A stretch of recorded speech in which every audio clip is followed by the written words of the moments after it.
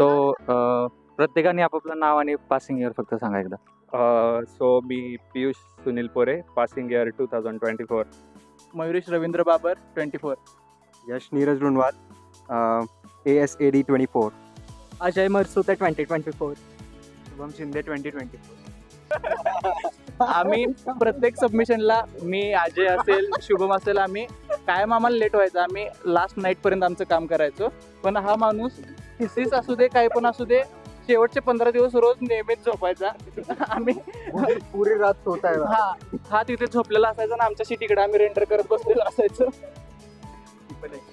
Overall कॉलेजनी आमच्यासाठी बऱ्याच काय काय केलं आणि म्हणजे एक स्टुडंटपासून एक बडिंग आर्किटेक्ट बनवण्यामध्ये कॉलेजचा खूप मोठा रोल आहे आणि फॅकल्टी आणि फ्रेंड्स जे इथं गायडन्स वगैरे मिळालं ते खूप चांगलं. So I am grateful to the college always. Thank you so much. Thank you for your time. Okay, माझं नाव यश संदीप पराडे आणि पासिंग आहे 2024. So first of all congratulations on your graduation ceremony. परत पासआउट झाल्यानंतर अजून मध्ये येताना कसं वाटतंय? एकदम छान वाटते. आता मुलं तर ग्रॅज्युएट झालीच आहेत, पण त्यांच्यासोबत ग्रॅज्युएट पालकांना होताना तुम्हाला कसं वाटतं? आता फार चांगलं वाटतंय. या 5 वर्षात यशकडून झालेली प्रगती किंवा तुमची काही अशी एक मेमरी असेल तर ती एक छोटीशी सांगा. मेमरीचं काय, प्रगतीचं आहे. रोड पास झाला, कॉलेज चांगलं आहे, सराउंडिंग चांगलं आहे, स्टॉप चांगला आहे, एवढं करणं बस.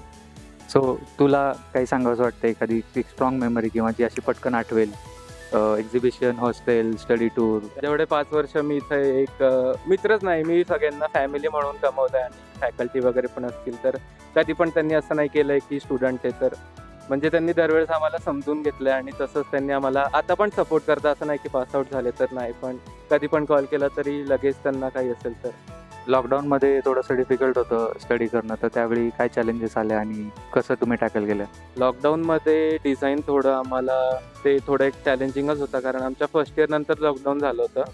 पण मग जसं आमचं लेक्चर व्हायचं तर फॅकल्टी संध्याकाळी पण त्यांना कधी पण मेसेज केला की डिस्कशन वगैरे करायचं तर ते स्वतःहून मीट वगैरेमध्ये यायचे आणि आम्ही मग डिस्कस वगैरे करून ते. ओके.